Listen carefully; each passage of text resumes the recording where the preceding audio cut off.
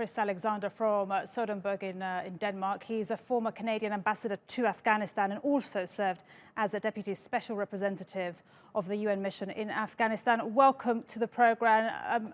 And I'm sure you heard there what our colleague Bilal was saying from Kabul. And as Canada's former ambassador to Kabul, your thoughts on what's happening right now in Ghazni, a city just 150 kilometers from Kabul, where you were? Well, it's heartbreaking. It's devastating to see this level of conflict, a whole country convulsed by violence on this scale. We see the Taliban committing war crimes. We see atrocities. We see women's rights vanishing overnight, kidnappings, women being forced into marriages with Taliban fighters. It's horrifying, and it recalls the worst days of those years after 2011, when we saw Syria convulsed by violence on a similar level. And as Bilal said, it is similar, unfortunately, to that dark period 5 years under the Taliban that ended in 2001, and the period of the civil war, which Afghans remember as the country's darkest chapter in recent history.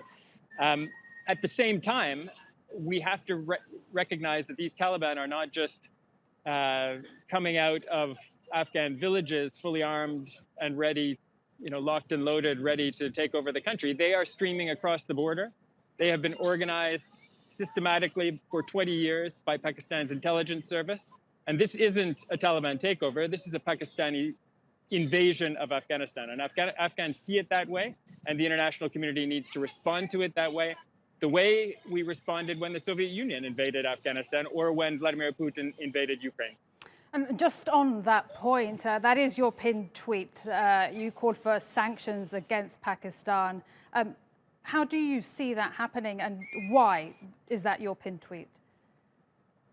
Well, it's not happening quickly enough. I think far too many people have been willing to give Pakistan the benefit of the doubt, hope that they would switch their policies, hope that this Doha process would lead to peace. It has not.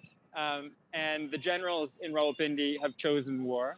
Their chosen instrument is the Taliban, but they are fully controlled. And I invite you to look at all of the expert opinion. General Petraeus's remarks have been on your show. But every serious expert in this field acknowledges that the Taliban are a proxy army of Pakistan.